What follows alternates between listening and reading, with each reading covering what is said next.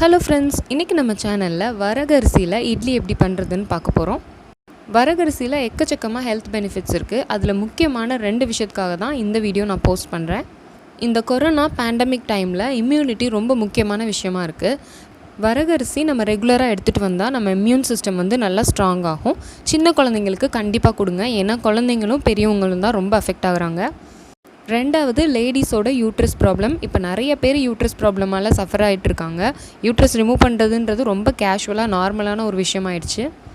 அதுக்கு ஒரு best solution தான் இந்த வரகரிசி. வரகரிசி யூட்ரஸை நல்லா ப்யூரிஃபை பண்ணும், க்ளீன் பண்ணும். அதனால லேடிஸ் இதை கண்டிப்பாக ரெகுலராக எடுத்துக்கோங்க.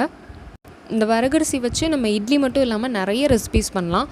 அது என்னென்னு நம்ம அடுத்தடுத்த வீடியோவில் பார்க்கலாம். இப்போது இட்லி எப்படி பண்ணுறதுன்னு பார்க்கலாம் வாங்க. முதல்ல மாவு ரெடி பண்ணுறதுக்கு அரிசியும் பருப்பும் ஊற வச்சுக்கலாம்.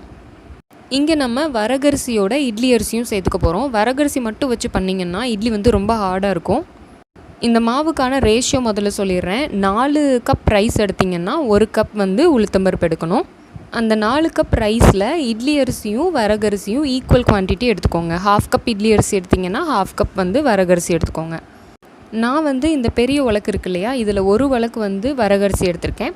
இதே குவான்டிட்டி இட்லி அரிசி எடுத்திருக்கேன். இந்த உலக்கில் 1/2 உலக்கு உளுத்தம்பருப்பு எடுத்திருக்கேன். வரகரிசி இட்லி அரிசி 2ஐயும் ஒன்றா ஊற வச்சுக்கோங்க. உளுத்தம்பருப்பு தனியாக ஊற வச்சுக்கோங்க. குறைஞ்சது 2 மணி நேரம் ஊறணும். இதுக்கப்புறம் நம்ம நார்மலாக இட்லி பண்ணுற மெத்தட் தான். எப்போயும் இட்லி மாவு எப்படி அரைப்பீங்களோ அதே மாதிரி அரைச்சிட்டு ஒரு 8 மணி நேரம் புளிக்க விட்டுருங்க. புளிக்க விட்டுட்டு நீங்கள் இட்லியாக ஊற்றிக்கலாம். இட்லி நல்லா சாஃப்டாக இருக்கும், மைல்டான ஒரு ஃப்ளேவரோடு இருக்கும். இந்த ப்ரப்போர்ஷனில் நீங்கள் அரிசியும் உளுந்தும் சேர்க்கும்போது இட்லி ஆறிட்டா கூட ரொம்ப சாஃப்டாக இருக்கும். இதே மாவை இட்லி இல்லாமல் தோசையாகவும் ஊற்றிக்கலாம். அவ்வளோதாங்க, சாஃப்டான வரகரிசி இட்லி ரெடி ஆயிடுச்சு.